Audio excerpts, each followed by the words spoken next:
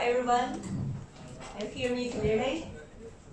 It's good. This is not a huge room, but it's also kind of the second week of this semester. Welcome to the optimization course. For week 1, I put a video online for your self-learning. I keep observing when did you watch the videos. I see the curve increasing. So I check it every day or several times every day, and finally today it reaches the number of more than 80 or 90. So it's good. This means that most of you have seen this. So we have 72 students in total in this whole module. So several of you might have watched more than once, or some of my friends or previous students have watched as well. So it's good. At least you learned the basic lecture 1. So introduce a lot of concepts in the first lecture. I hope it gives you a general understanding of what this course is about and the requirements. So the first lecture 1 is very general. So the topics we will cover in the following weeks by details. Because this is a complicated module with both undergraduate students from year 2, hopefully now, but 3 and 4 at least, a lot of students. Almost 50 students from undergraduates and 20 students mixing of masters and PhDs. So I believe this is, you have different expectations. Like as undergraduate students, you might care about your exams, your final cap. But for research students, you want to link the methods more to your research, to your project, even if you're experimentalist or other fields. So I hope this class can give you a combined methodology as well as the insights about what is optimization. Even the machine learning, deep learning, those state-of-the-art methods, I would like to spend some time talking about that as well. So you can learn from this module what those things are, why are they relevant to you, not just as a module you just take for the credits. Because this one is not web tasked by the university, so I have to do this myself. So the quality may not be very good. So I will try to upload every lecture to a website. It's normally not done, but I think I received a lot of requests from students because it's 6 p.m. It's difficult for many students who are doing industry attachment earlier. So I will try to keep the webcast here in my phone and then try to upload onto my YouTube channel. So it's not the best way, but I have requested several times. University cannot give us an official webcast. So if you have any suggestions or if you have any feedback, I'm very happy to discuss any expectations and any feedback about the course, what you would like to learn, if I'm too fast or too slow, if I need to give you more examples. So please do talk to me, give me some feedback about the module.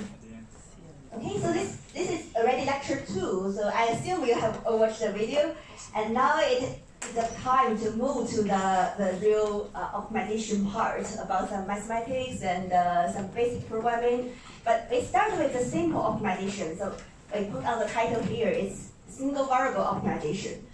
So if you see the basic optimization concepts, you know variable is like the value, some value that can vary, right? So it's variable.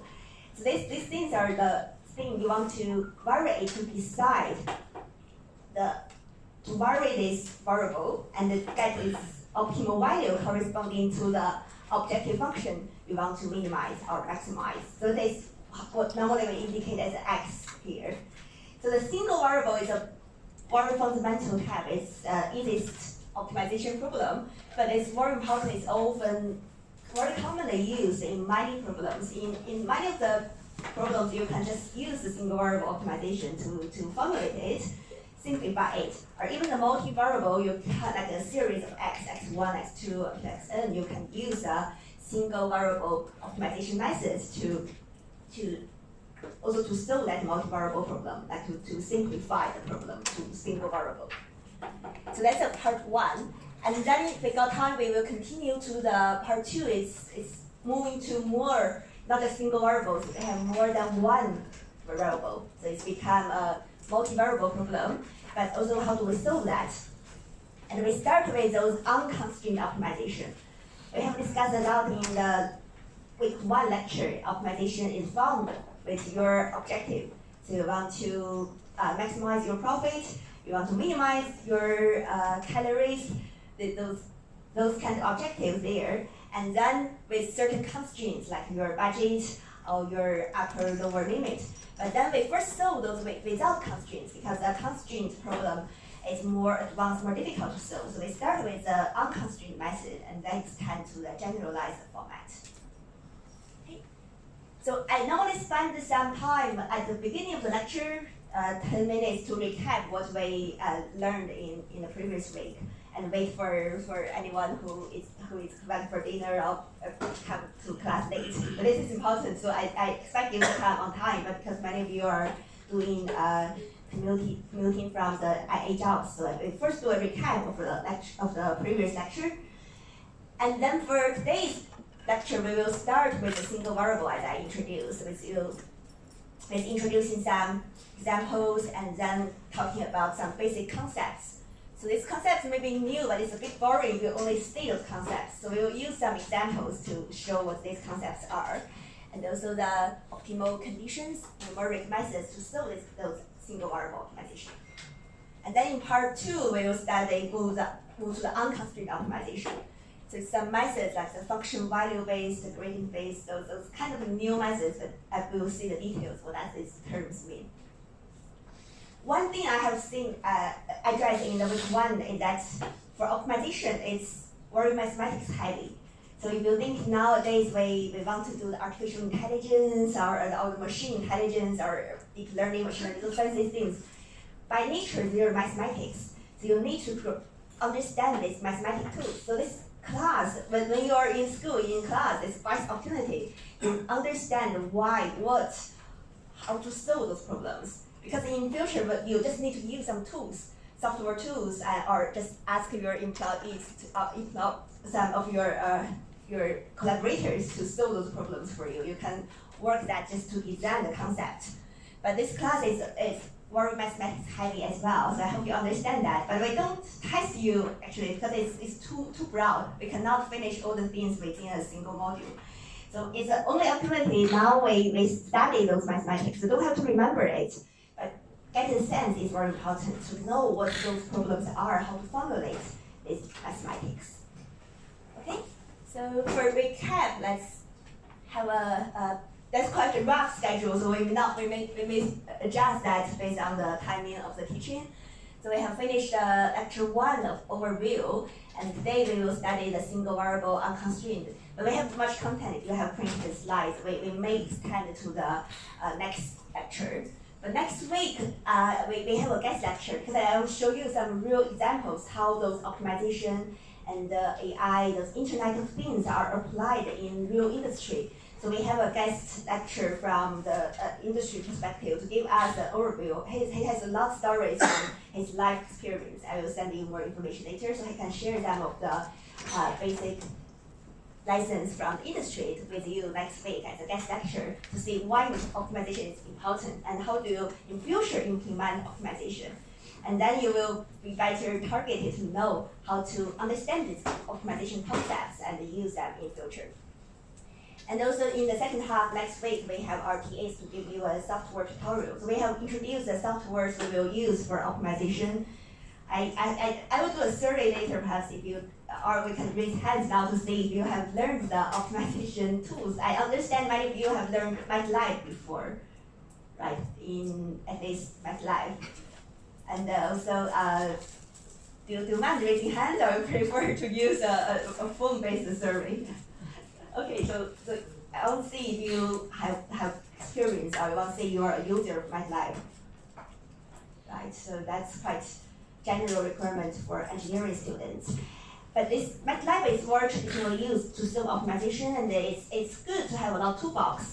But in the meanwhile, we also have the specified software for optimization that's called GAMS, G-E-M-S. I introduced briefly in the week 1. So I will show you how to build up a model in GAMS.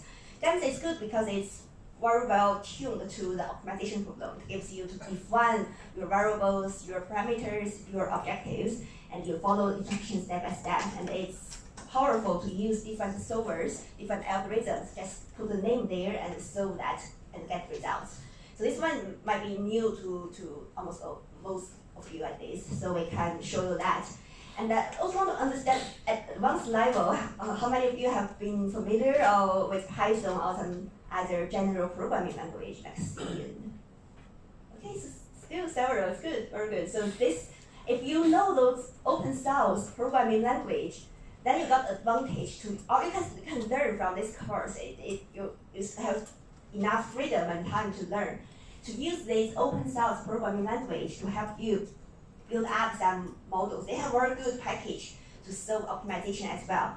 So it will be advantages if you use this open source software. You can deliver kind of the user interface or even product in the end. And the programming language like the Python is quite similar to MATLAB actually. So if you use MATLAB before, you can translate your previous language skills to a new programming language. And that's important because the industry nowadays, when they hire people, when they got a graduate, you can argue you know the Python language, you know machine learning, your salary might be doubled. You can argue that you can be hired as a data engineer, data scientist.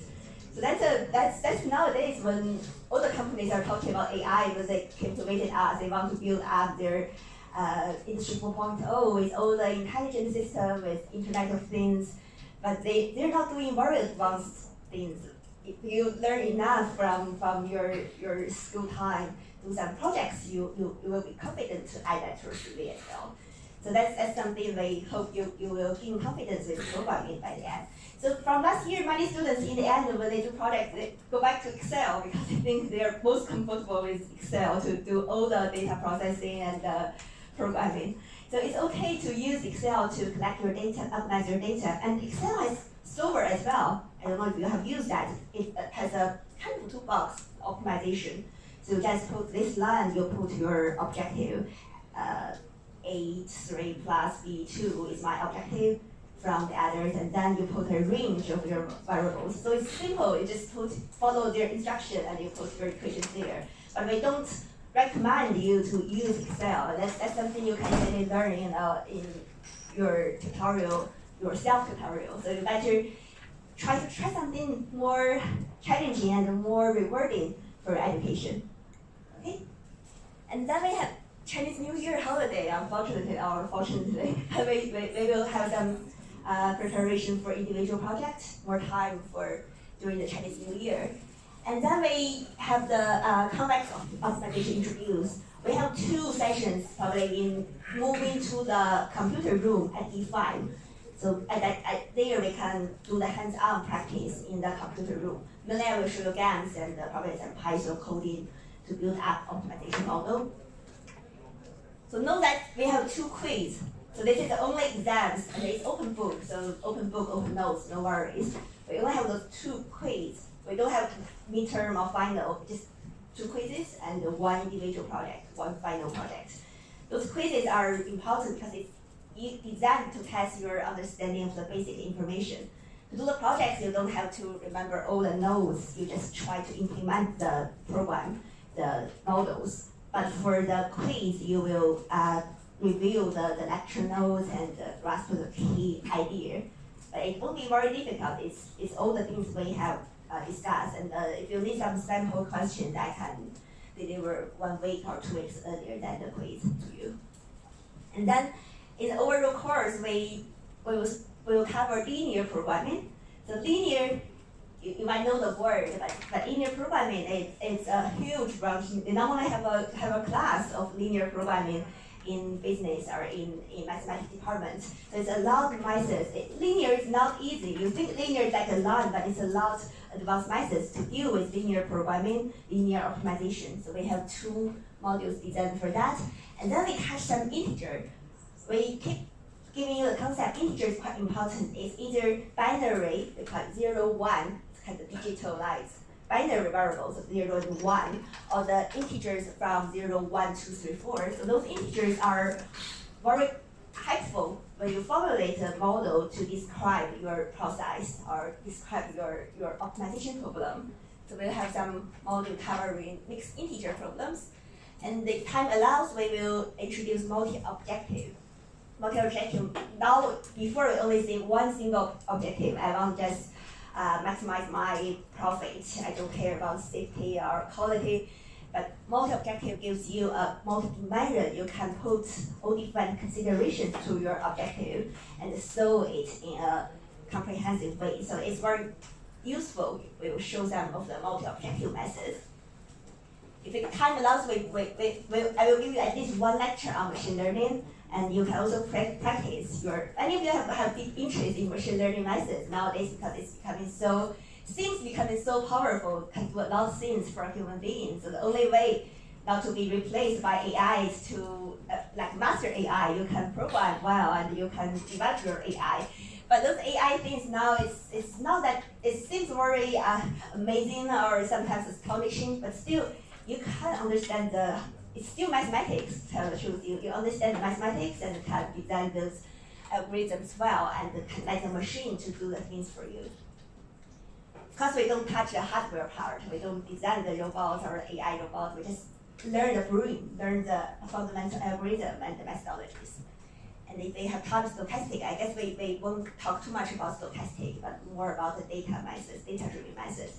Why we link this machine learning? Because optimization is very important in the machine learning algorithm. If you ask an expert in machine learning to say, oh, what's a key part, he might tell you eventually we end up in tuning the parameters. So it's a lot of time spent on getting the best parameters to the best model. So this parameter tuning is an optimization process. You need to minimize the error, maximize your utility function using the optimization model to get the best model for your AI, for your machine learning. So that's why we touch the basics here. And last week we have the group presentation, so that's part of the group project. This is the second part. We will release the group project later. Okay, so it's in the system the continuous evaluation criteria is here. So it's updated by the Apple requirements. We put a bit higher percentage, 30% for the two quizzes, which means 15 for each one. So last year we just used a multi-choice problem. So we may still stick to the multi-choice problem, but have 1 to 2 open questions. So it should be easy for you if you review the notes well and listen to the module. Okay, so individual project is a bit innovative way to you to really get exploring what you're interested in. Because it's individual projects, it counts 30%, but you can be very flexible in choosing a topic in the 3 categories. So we put the requirement here. You can, I think we should start from the last because it's like the difficulty level is increasing. So the first one is to summarize one scientific paper related to optimization in engineering, energy, and the environment. It's like it's a very common practice, like if you are a year 1 graduate student, you will pass a qualified exam. It's normally a paper given to you, or just look for some literature to review it, do a critical review. And now it's also, here we should say it's not just summarize, it's reproduce in the lecture 1 notes I give you. It's to summarize the optimization problem and reproduce the results. You don't have to reproduce the whole, but the optimization part, this optimization part, or just one scenario, you need to show the results. Or if you can prove the authors are wrong, that's even some new achievement. It's very common. Sometimes people make errors in their publications. So you can reproduce and see the results. So it's one task. And second one is to read one optimization related research question, answer them. So this one is also, I hope you can use this opportunity to help your other projects as well, because in your design or in some research or experiment, you can use this optimization problem to add additional benefits to your design project. You want to optimize the whole plan, but if it's too easy, too simple, you won't get high marks. You better think about a very useful and not that simple optimization problem to find this second optimization relevant question. And the third one is also a quite good practice. So if we ask you to write one optimization program, this can be realized as kind of software to solve an engineering problem. So here we can relax a bit, not exactly, not restrictedly engineering. So last year, many students gave us very interesting examples. This one you need to use the coding, like at least some open source coding, and design some user interface. So last year, students, I remember, made some of the floor design. So he made some user interface. You can choose if you have a room or your dining hall, and you want get some furniture, and in the meanwhile you want to maximize the free space of the floor.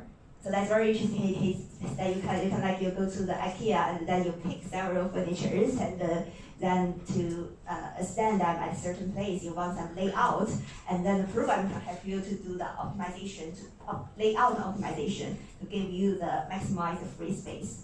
So it's quite open-ended. I really like the idea. So those kind of examples is in terms of optimization, it's not very complex, but you can see exactly how optimization is used in the life or in engineering problems. Okay? And even in design project, you have a column. You should have a separation column, right, or reactive column in the final year design. And then you can maximize its energy efficiency or to minimize all the costs. But you need the specific consideration of the model constraints, not just a very rough estimation. Okay? So this is an individual project. And for group project, we reduce it to 40%, as the time might be tight only for a second half.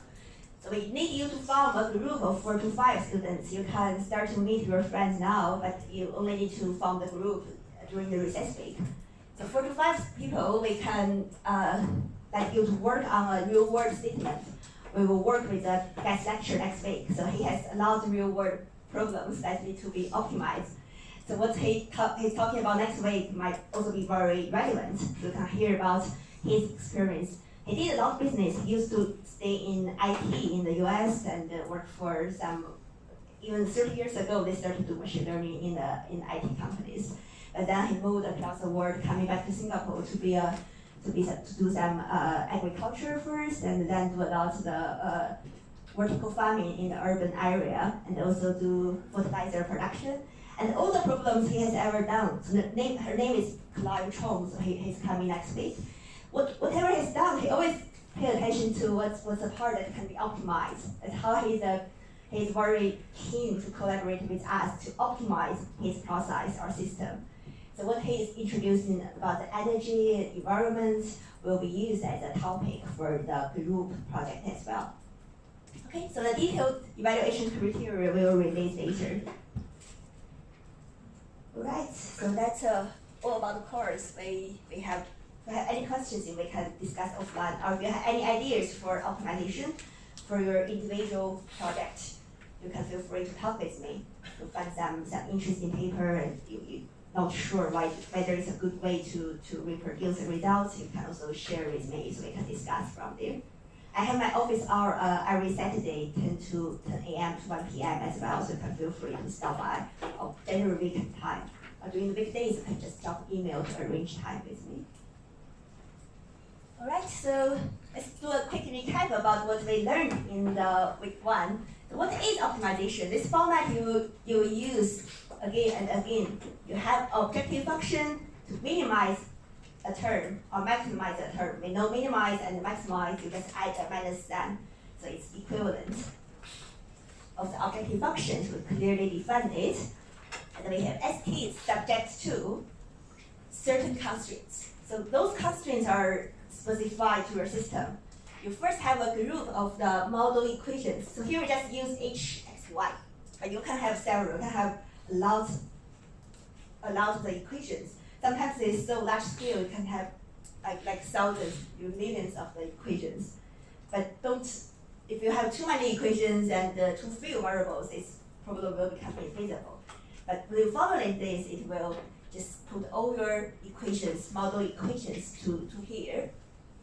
Like when you do the design, it can be energy balance, your materials balance. So what you learned in your previous heat mass transfer, energy balance, those things will be used here as your model. So you need this model to have the equations first that describes the equal process. In the meanwhile, you have a lot of inequality constraints. So this G, X, Y, you can write in smaller or equal or larger than or equal. You can move, you can be flexible with the format, with the equations. But this inequality constraints is normally putting together to force the certain requirements to meeting certain constraints, or if each variable has a certain range, you can also use this inequality constraint. Okay, so normally a process has a lot of those inequality constraints as well. Normally, even for each variable, each x, you can have its lower limit, upper limit. So, or if you want to define this as a positive number, you have x equal or larger than 0. So those problems are also defined in the optimization problem. Right? And then we also define that this is a common, the variable is in the real domain, or this y variable is an integer, binary integer variable, so it's 0 or 1. So you can define this either it's continuous or it's discrete variables. So the overall optimization is to optimize, to decide the value for the decision variables that give you the optimal objective function value. And we define those constant numbers when you do the models, those constant numbers are parameters. So your engineering equations normally has a lot of those heat transfer coefficients, those kind of coefficients, you got a number to it. Those are defined as parameters, which are constant numbers in your optimization model. Okay? So even in your objective or constraints, you can have a lot of parameters. When you have different multi-objectives, you have the weights for each objective. So those weights can also be your parameters. You can have the fixed number to it. So this is a general optimization format. And we use the least square example to show you, because it's maybe something more familiar to you. If you have ever done a data analysis, you might have done this regression to get the least square curve to describe your data set. So we use this example. This is commonly used, and you can actually solve it. It has an analytic solution. But normally when you have very large scale problem, you want to fit the data, you can use optimization tools to solve that. Right, so this example gives you, if you have 4 data points, but you can use this to solve a very large problem, and you want to find a line to fit that. The goal here is to minimize the error, or because it's this square, we want to use the square term, so this error term is squared. It becomes a positive or 0 number. So we can use this way to minimize this square term. So adding the square is also a commonly used approach, because you want to penalize both directions. Either it's larger than the real value or smaller than the real value. You want to penalize it in the objective function. It's still error. But if you add absolute value to that, this problem will become non-convex, as we term in the professional language. We'll introduce your concept later. That's how you want to use the square term sometimes to get this function. It's easier to solve. When you got the square term, by gut, you might have known you just got the first order derivative, and it gives you kind of the extreme point of this, or minimal point of this function. But why we got the first order derivative to be 0 and solve for a parameter? This is the optimal criteria we will mainly cover today. Why we get it first order? Is this enough? Is it a necessary condition, or is a sufficient condition for optimal point? You might have all done this practice to get it first order derivative, put into 0 and get the parameter. But we will show you the optimal criteria later. Okay, so this is commonly used even in machine learning problem when you do classification or clustering. A lot of these things, if you want to get a curve, fitting a curve, even a regression, linear regression, it is regarded as a machine learning method, because it's also to fit the computer with the data and get the computer model to describe it. So it's the most basic machine learning model. If you have ever done linear regression, you can see you have learned machine learning 101. So this is the way how we use the optimization to do a linear square problem. But here you know that the variable for optimization is what I put here. It's your model parameter. When you fit the linear curve ax plus b, y equals ax plus b, Those A and B are your kind of the model parameters in this linear model. But when you get the value for this A and B in through an optimization, are they variables or are they parameters? They're variables, right? Because in optimization, these values are varying, so they are determined to be the optimal value to minimize the error, fitting error. That's how, that in optimization way you got the variables, and your objective is a measurement of the misfit or prediction error. So how do you define the error? Here is a squared approach, but you can also have all different ways to define your error. You can get the mean square or mean absolute error, all the ways in your statistics course you might have learned this. So this problem has no constraints, so it's exactly what we start with, non-constrained, unconstrained optimization problem. Right? And this is a good way to show you in lecture 1, if you have read the slides. If they have a production plant, and they have some requirements, have some results, and they want to maximize their profit. So this can be a kind of a very basic individual project already, but of course you want to study more realistic data or more advanced models. But look at this example, it's also, have you seen this from the WEEK2 lecture? You might have seen, but the details I want to spend some time to introduce this again, because it's kind of like a simplified group plan operation. Okay? So it gives that, it's also on the website. So if you go to the website, if you want to do some self-learning, this website has many good examples and in an interactive way to show you how to solve those problems. So this example is for like a factory that uses wood as a raw material, right? So it gives you a raw material and it has multiple products. So here you can, when you read it, you try to turn the words to some of the symbols. So when you read it, you're able to write, okay, so it's different types of product. Wood is just one input, and to different product, it can be some I belongs to P, so it's a set of the product. We use set like a collection of the product. But each product has a cost. Okay, so it has a cost and can be produced at a certain rate.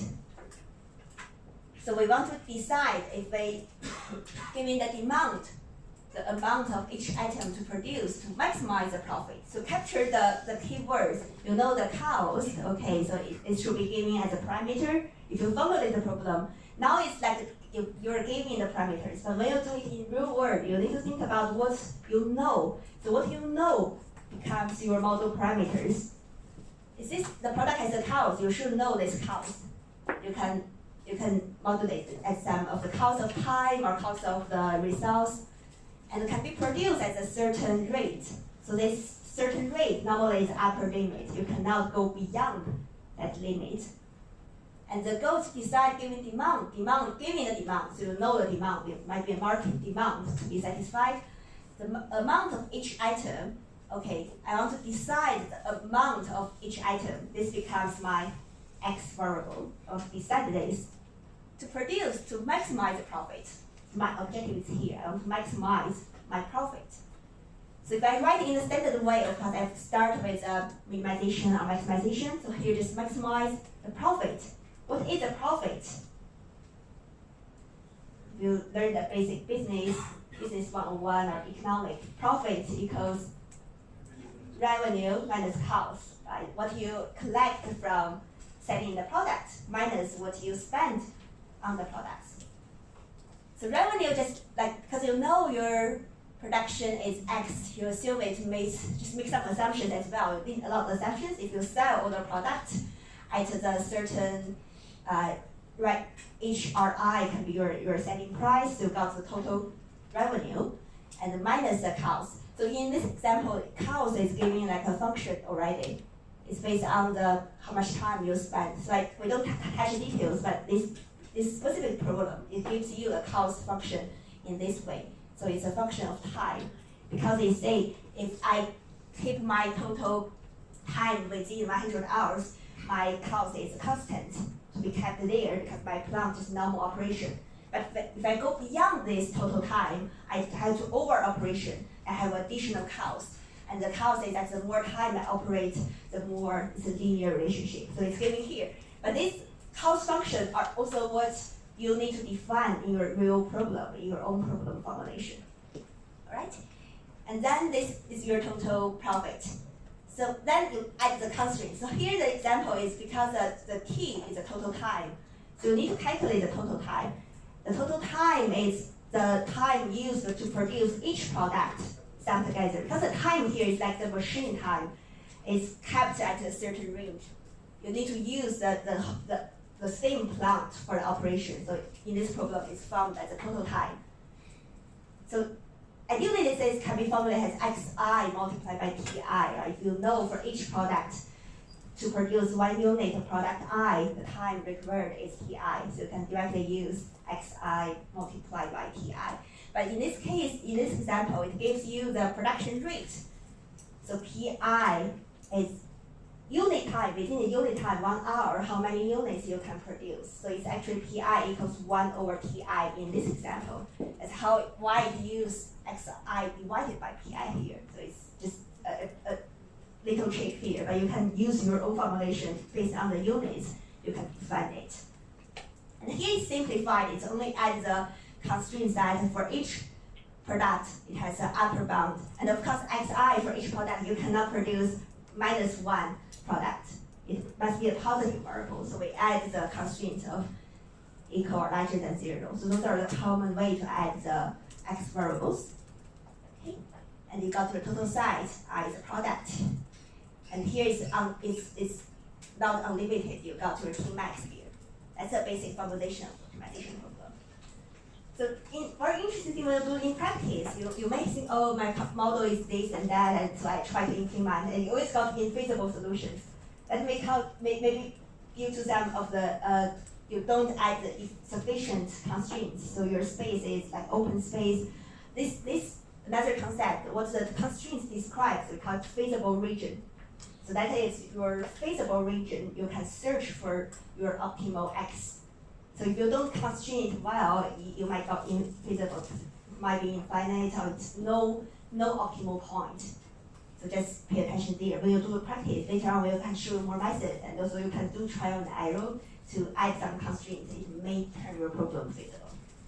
Alright, so it's quite advanced already, this example, but I'll show you this kind of the problem is what you commonly can see in a plant operation. You can do a very brief calculation for your plant, for a company, and decide, suggest the operation plan.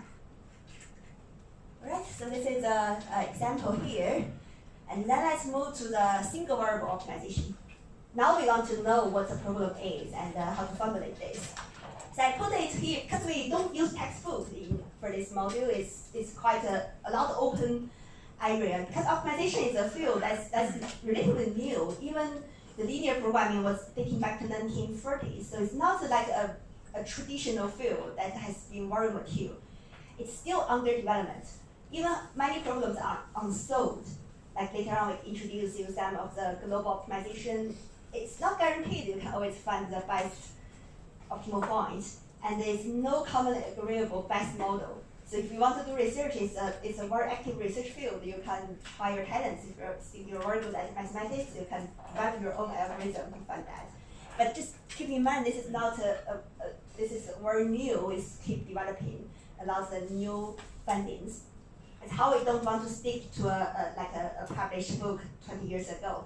We still have some reference if you want to keep yourself to read more of the basic concepts. We have 2 books. So this one is traditionally used. I put in the IVLE reference as well, so you can borrow from library. But this one is more to talk about optimization of chemical processes. So it's designed to the chemical process. Many examples, very good. But for the another one is the engineering optimization. This one is not limited to chemical engineering. It has a lot of examples in industrial engineering because it's 3 authors. The last name all start with R, so we call this book RRR. So this book, I think the 3 professors, the last one we know him well, also he's from Cambridge at Purdue, but the first 2, they're from operations, business, industry engineering. So they gave a lot of examples about the operation economics. So it's a good book about the mathematics and fundamentals. but it's also lots of the details we won't cover in this in class.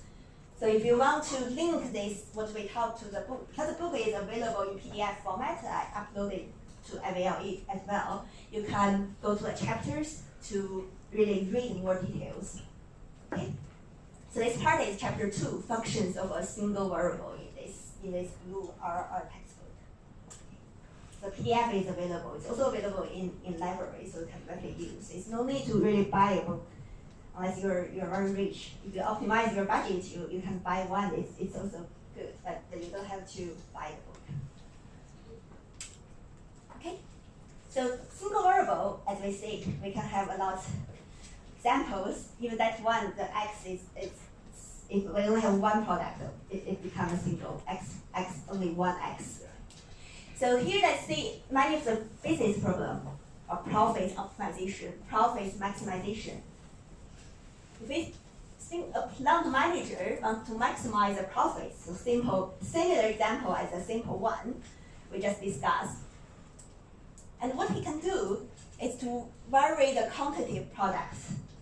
Just want to try if I produce at different level, can I sell my products well? Can I get the market response? He wants to optimize this. And what he has is kind of like the data, assuming a Taobao seller after observing the market and got some of the data analytics. Nowadays, the commercial, the online selling company, they hire a lot of people, hire a lot of data analytics people to analyze our data. We are all observed every day, what we buy and all the things are all observed and kept record. And people are analyzing the data and get those curves and maximize their profits based on our behaviors every day. So this is also like when you see the curve, this curve is probably from the millions of data from consumers' daily behavior. But anyway, we got this curve like this. It's very commonly seen in economics. We got a curve about the quantity and the profit. Okay, so it makes sense. If you produce too small quantity, you're not reaching your maximized capability, and your profit may be low because your plant most time is idle. But when you produce too much, the market you cannot sell that to a market. So profit still is, because we say profit is revenue minus the cost, so you should consider both sides. But this curve can be listed here. So if you have the curve like this already, you want to find the point, of course you want to always operate at this optimal point. But in reality, it's not that simple. You cannot get the data that's like as simple as this. It's not always a lot of noise in your data to analyze it. But let's assume with this example, the general trend is like this. And you know the maximum profits occurs, this is pi star of maximized profit occurs at this quantity Q star. Okay? And our goal for this problem is to find this optimal point. So that's a single variable. I only have the quantity to change. This is for profits. But linking back to an engineering example, this is an example that looks very complex, but if you read in details to see if I got an industry dryer, like several, it should be dryer or dryer, but it should be a dryer just for a component that has this complex function, and this function describes the cost with respect to the variable of the temperature T. So if normally when you do the design, you always got those kind of experience equations, empirical equations. It looks very complex. But why it's complex? Because we have all those coefficients, parameters, right? When you put the numbers into the formulation, it will just become a simple, clean equation. But our way to develop those, to do a generalized model, is to write down those symbols and give the value. So this is good practice if you do your model. You don't want to put directly all the numbers there. People cannot identify what this 11.2 means. You better write it here. Okay, this means this. You don't put the 15 here to CL. Right? Just put the 15 here. So it's the unit cost of labor. Define these acronyms first, or the nomenclature sometimes call it. You define all those sets of the parameters you use, and then in the model you use the symbols. So it looks like a general model that can describe the process. if you just write a lot of numbers here, just become a one simple equation. No one can understand it. It's not good to communicate. That's how the formulating the objective is, like with all the parameters, and you got that. Although it looks not, is this a linear model or not? So you can then, after you substitute the parameters to it, because this is temperature relationship to cows, so it's describe a lot of correlations, kind of based on experience. But because all these things are given below, when you calculate it, you actually got the relationship that can be explored in this way. So here we just substitute all the parameters to the model, and we use MATLAB to draw the curve like this. It's quite smooth function. You got the cost and temperature relationship, and you can even easily identify this minimum point here. But it's still because this curve is clean. But we still need to understand one first thing is to get the process model and then simplify it, or just to substitute all the parameters to get the relationship. And next step is to, based on this, look smooth a curve that has a clear local minimum or global minimum. We will introduce those concepts now to see how do you get the optimal point. Of course, when we do the practice, I put some basic MATLAB code here. It's just one line of the MATLAB code. So later on, we can teach more of the coding. But here, if you have used this before, you can use fmin search or those kind of the function that directly gives you. You put the equation here, and then the function here. This is your function of the initial problem, and then give an initial condition. Use fmin search, it gives you the optimal condition. But before we use software, we need to know how software computes this for us. If you can only use this fmin search without knowing how it does the job, it just you still are not the smart person that can control computer. So the task here is how we solve this from the step by step using the mathematical analysis. That brings the concept of how do we define, how do we solve the single variable optimization.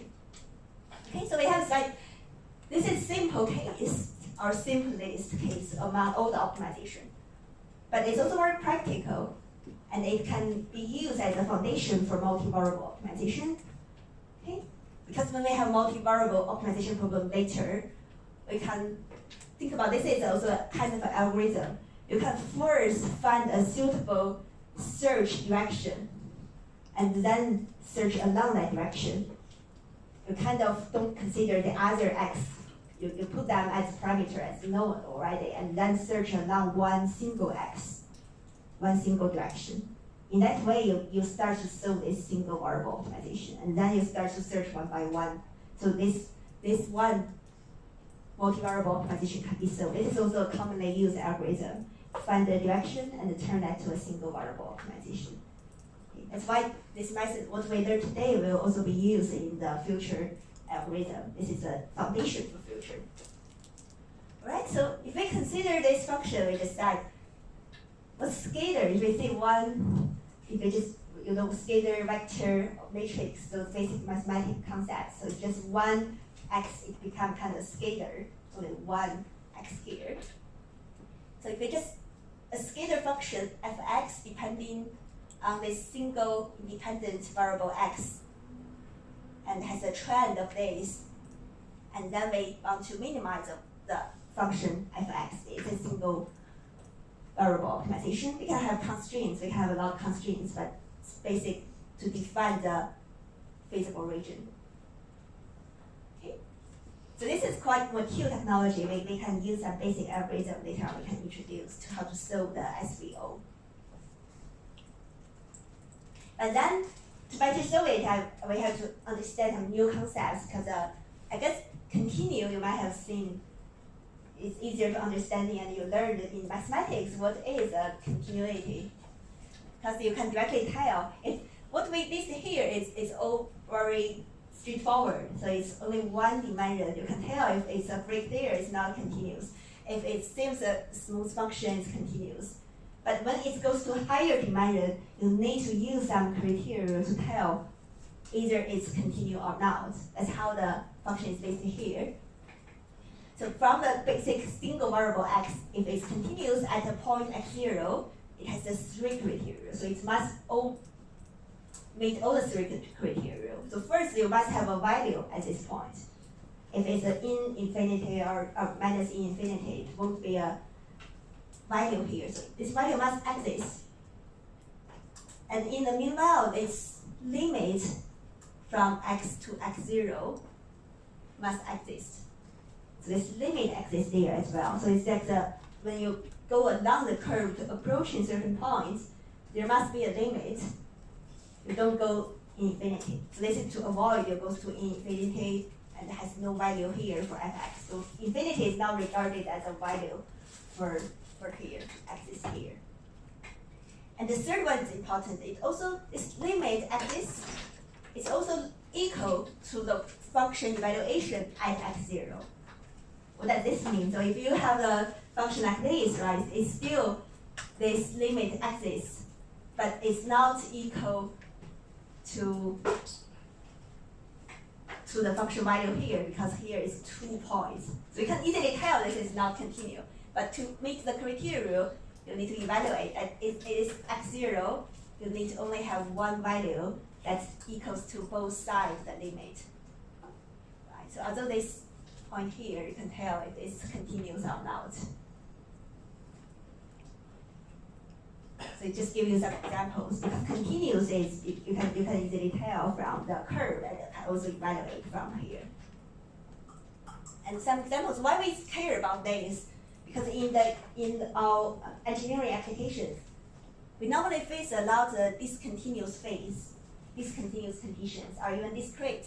So we talk about even if it's discrete, if it's numbers 0, 1, 2, 3, 4, that is not a continuous function. You only have the value at integer point.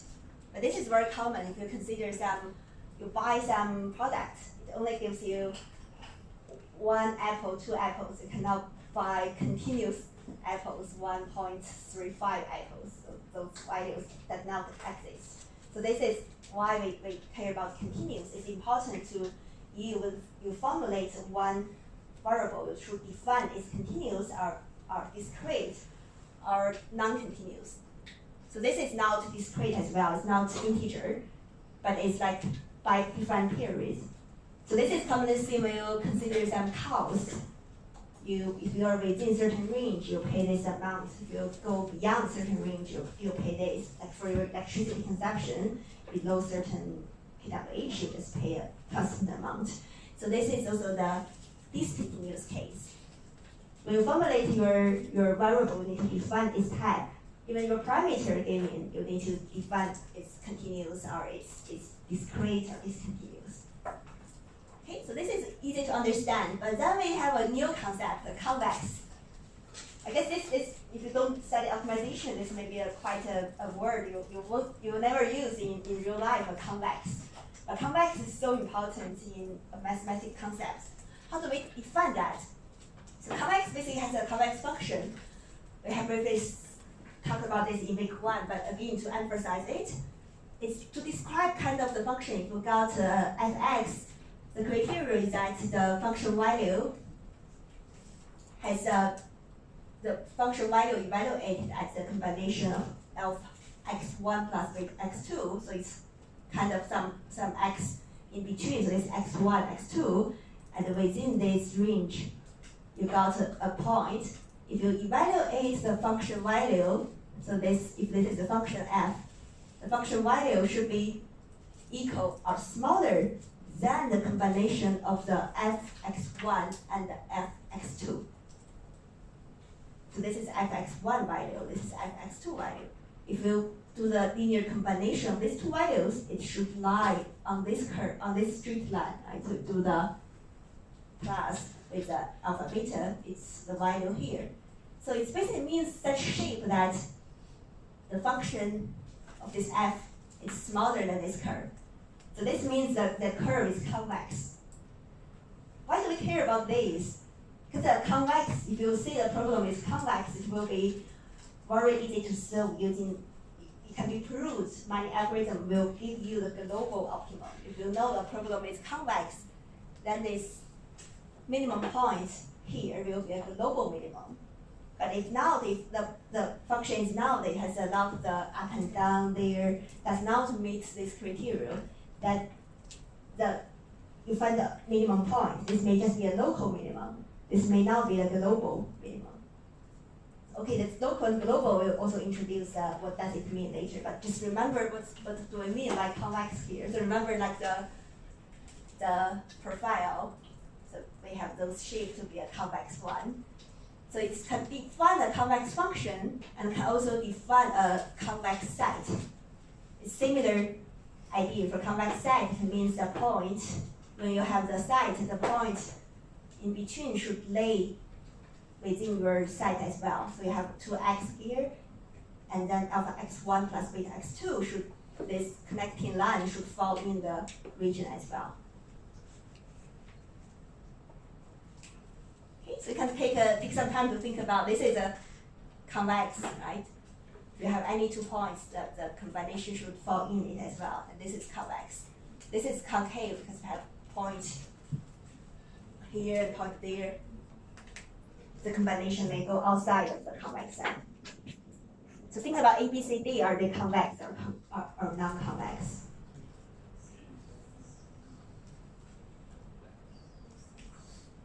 Agree? This is a good check. And this one? Okay, no, right. Have 2 points. This one. Okay, this is trigger. You got a concave, right? Got some discontinuity here. So of course it won't be because the discontinuity we got some infinite point in between. It needs to be continuous. So this is an example. When you evaluate it, you will use a concept again. Many algorithms are developed only for convex optimization.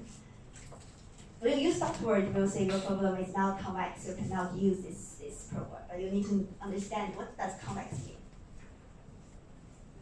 Okay? So that's specified by looking at that. That's a definition. But it's always very difficult to prove, right? You have to list all the points, you have to prove all the x combination. So when we do the mathematics, how do we determine? This is the criteria.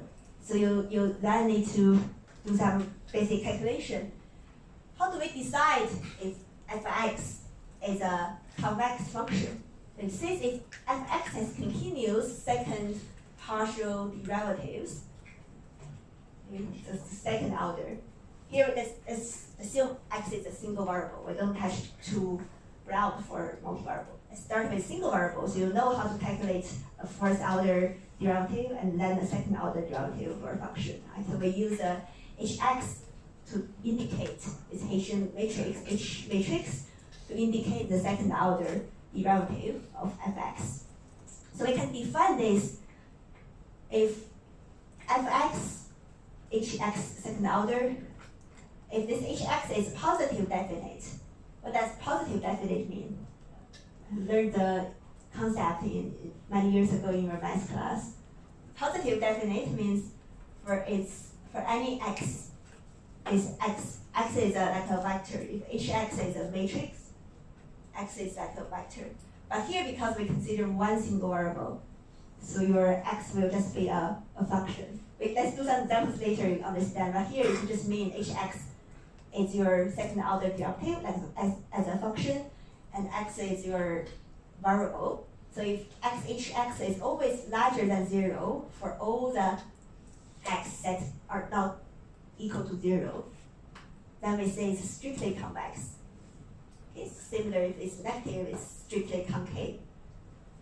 And if it's larger or equal to 0 for all the non-zero x, x is non-negative, then we say this fx is convex. So this table is to give you some correlation about how to tell a function fx is convex or concave. So this is called positive semi-definite. And of course, in many cases, if you got the condition that the hx is not constantly positive or negative. So in this case, this function is neither convex or concave. So this is criteria to evaluate that. So don't even remember this. You can use some examples later. So we will try some examples and you got to understand how to calculate. Because if we just have one single x, then it's just a function fx. So this schedule will give you a single function for x squared, x cubic. So if we got this, just make a very simple example for if hx is a constant. Like if we have a second order problem for my fx, right? If my fx is x squared, bring a mark here. But if it's x squared term here, let's just go with the example quickly. And then this first order just 2x, right? The second order is just a number constant. So helpful. I can borrow this? Yeah. Okay, good.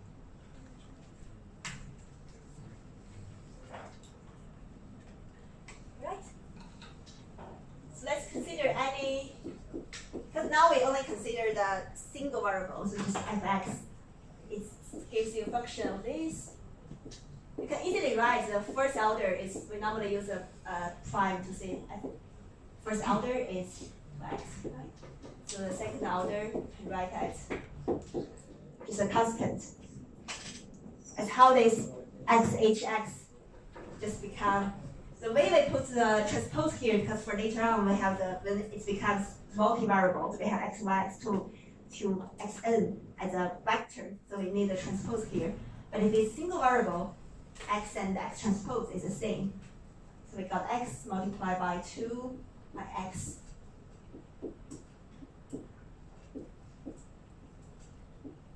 So you can tell if it's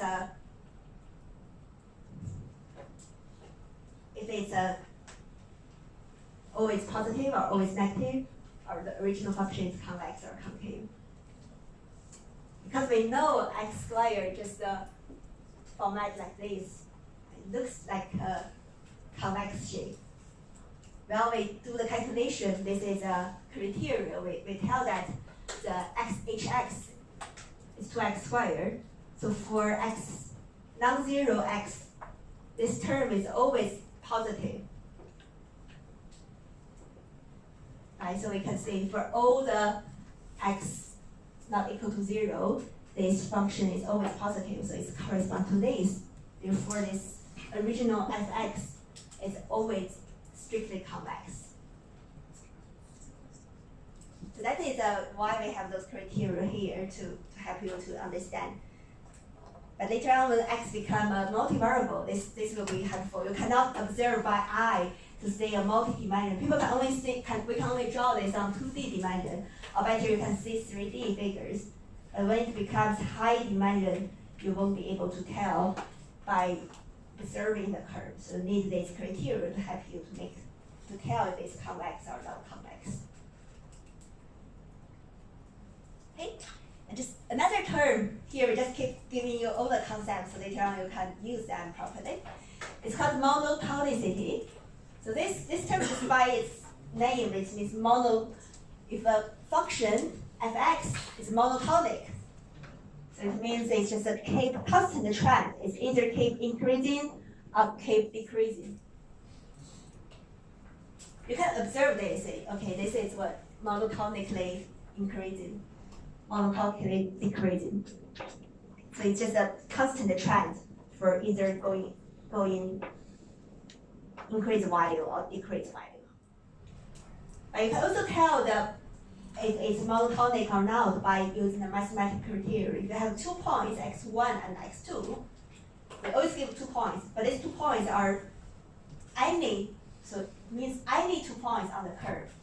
If x1 is more equal than x2, so x1 is on the left-hand side of x2 on the curve, then this gives you, if for any of these 2 points, if fx1 is always small equal than fx2, then we call it monotonically increasing.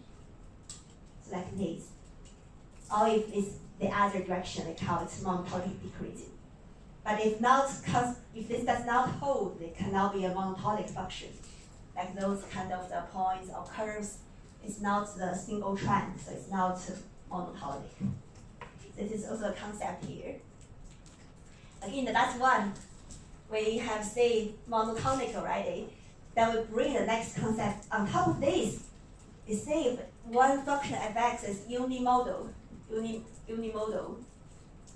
if so it's also defined on a certain interval. So if it's monotonic on either side of the single optimal points in the interval. So what does this mean? It means it seems quite a lot of criteria, but if you look at the figure to see if it got the function like this, it first defines a region A to B, and then we got the optimal point x star, and on each side if it's monotonic, so it must follow certain type like this. Then we call it unimodal, just like a single pattern. Unimodal is like uni, this one means single. Model a kind of a pattern. So this one really means that only this kind of pattern, it becomes a unimodal. Why do we need to know this? Because later on when we determine how to find the optimal point, we need to shrink the horizon. We need to refine the horizon first to some of the unimodal region, and then decide where the optimal point is located at. So this concept is, if we just use that, it's not that useful. You don't have to remember why it's like that. But when they design the algorithm, you need to be very precise. You need to say, only when I find this unimodal zone, I will be able to find my optimal point later on in that algorithm. That's why we bring those concepts to you. But it's also very helpful when you analyze your data. In data science, when you got a large data set, you also want to see what's the data pattern. So those terms are also commonly used to describe is your data pattern monotonic, is your data pattern unimodal. Right, so if you have some figure like this one we have to say is unimodal, right? But for this one, if I say my A and B are like this, is this a unimodal? No, right? Because it has several patterns. Or you can see even if you're observing the curve, it's several peaks or several valleys, but it's not a single unimodal. Right? And like if you got discrete data as well, you can also tell for this it is, right? For this it has kind of two models. So it has kind of three, so it's not unimodal. Okay, so you can also use the criteria to describe this mathematically. Okay, any questions so far? So this is some concepts we introduced. It's a bit boring to remember the concepts, so I just give you some sense about how do you describe that. You don't need to remember all the things, but later on when you see the word, at least you know what it looks like to you. But we introduced this because we want to solve the optimization problem. Now we come back to the optimization. Again, single variable optimization. You have the function f(x) to be minimized, and you've got a range. You got the lower limit xl and the upper limit xu. This is commonly used to describe a single variable optimization. And then you've got a curve. If your f(x) is like this, how do you decide what is the point that gives you the minimized objective function? So okay, now you can see it. Okay, just compare some of the extreme points. So just like a continuous curve, so I can compare some of the extreme points and then compare them. But how do we solve this? Using the following the mathematical procedure, or how does the software help you to solve this? It's basically a searching process. So for this simple one, you just find several different points. We classify the minimum point or optimal point as different types. So you can have a strong local minimum, weak local minimum, or global minimum. So we can use another figure to show you what those mean.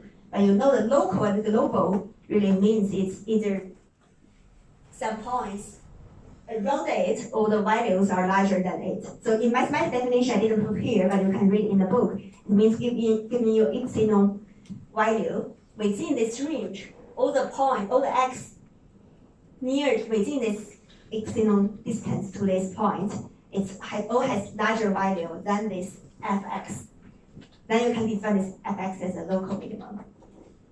But you can also tell from the curve, it's like, okay, here, within this neighborhood, it has a minimum value, so it's a local minimum. But what is global minimum? Normally we want to find the global minimum, but it's challenging. It's always very challenging if the problem is discontinuous or something. Just like you climb a hill, you will have the experience of the climbing hill. You may go along a path and then find a kind of a point there, a valley there, or you touch that minimum point. When you observe around, all your surroundings are taller than you in the mountain. So you say, oh, I found the minimum. But is it a local minimum or global minimum? You cannot tell, right? When you are standing there, it has a Chinese word called 坐顶观天 or some word like that. When you are at the minimum point, you can translate to your friends who cannot speak Chinese. It really means when you are at some valley point, you just see the surroundings. You cannot tell if I'm at a local or global. But of course, you know that global minimum is also a local one, right? Because if it's global, if you see from the God's perspective, you know this is a global minimum. But this is because you can see the other values. So global is also minimum. A global minimum is also one special case of the local minimum because it's still the minimum point among its neighborhood. But the local minimum, of course, is not a global one. But if you want to search for the global one, you might look higher. You might go to an airplane or go to another perspective to watch.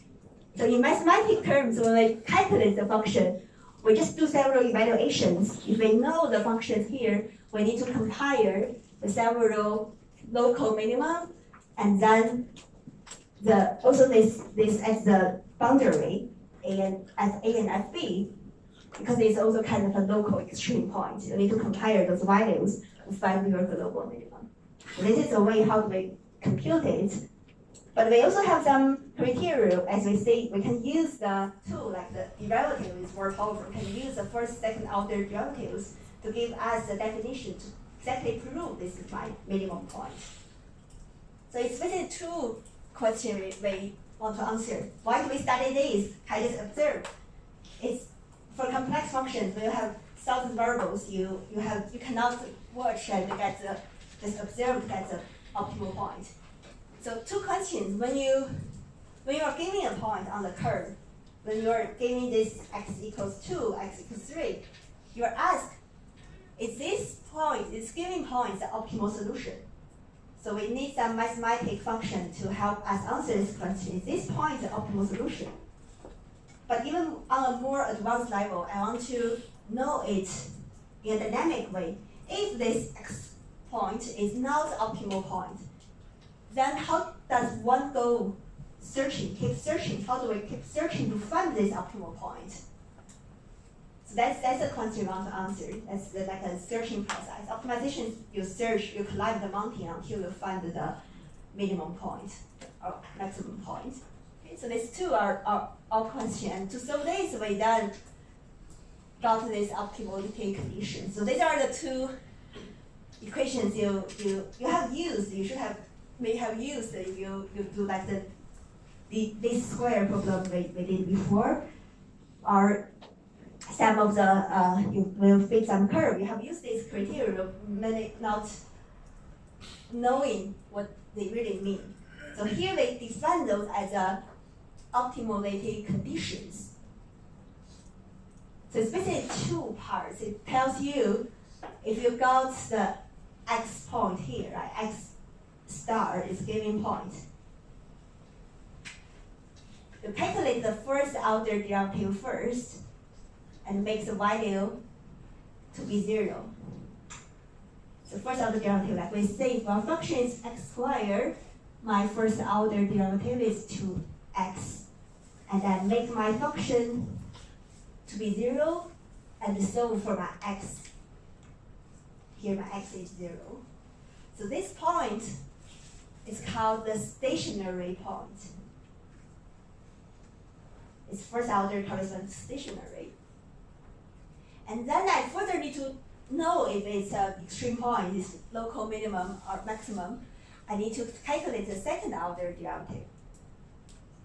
Remember, it's also the criteria used to calculate the convex. But here we also use the term to calculate for a function fx if this second order derivative exists.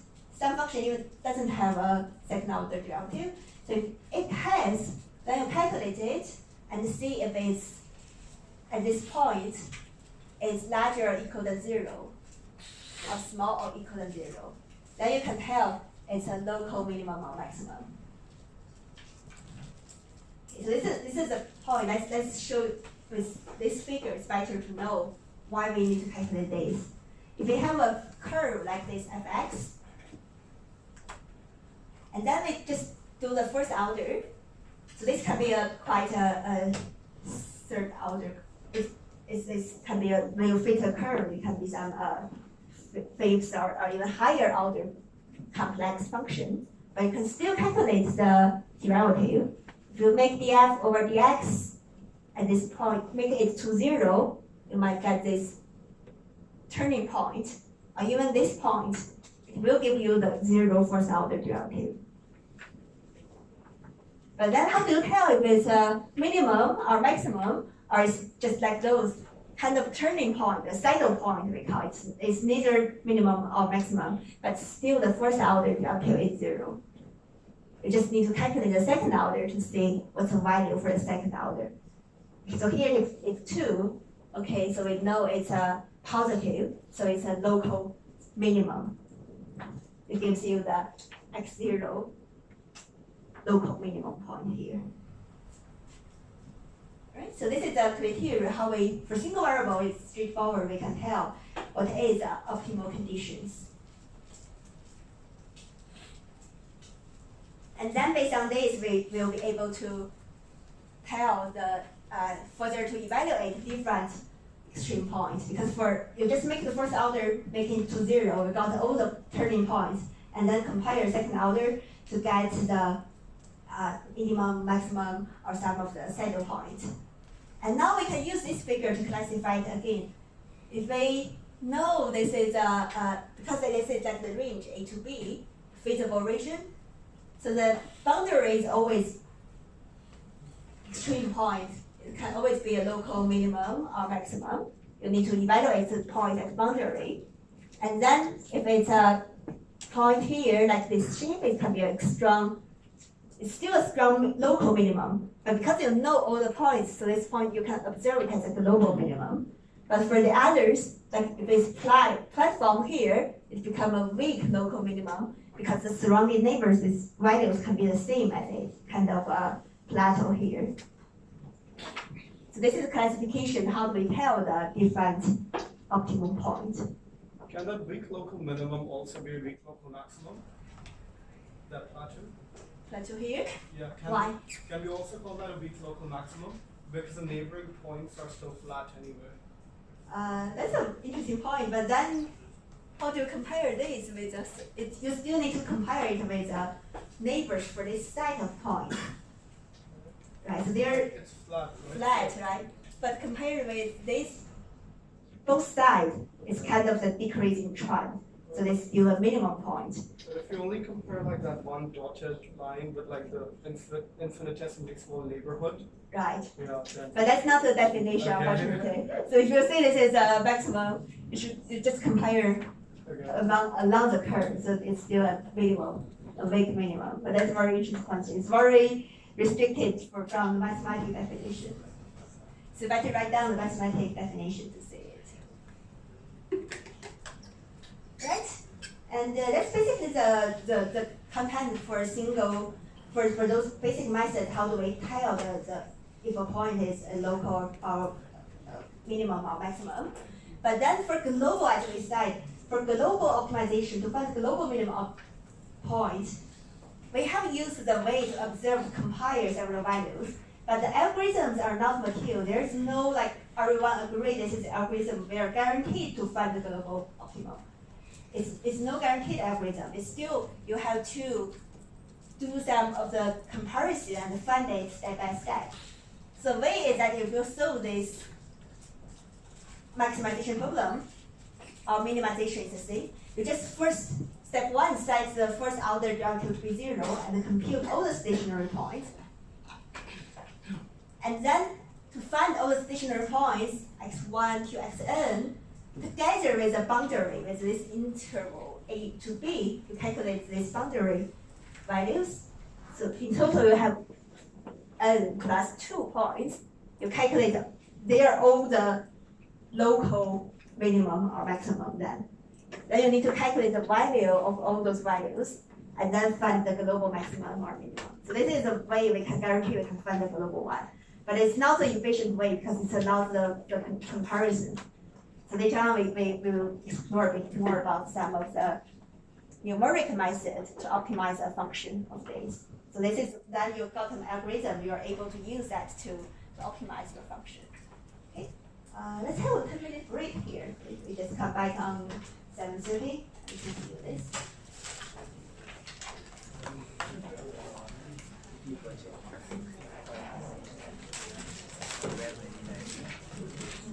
How are you? Yeah. Good to see you. Now you are very European nice. Yeah, newcomer here. So. We can discuss about the rock project on Friday.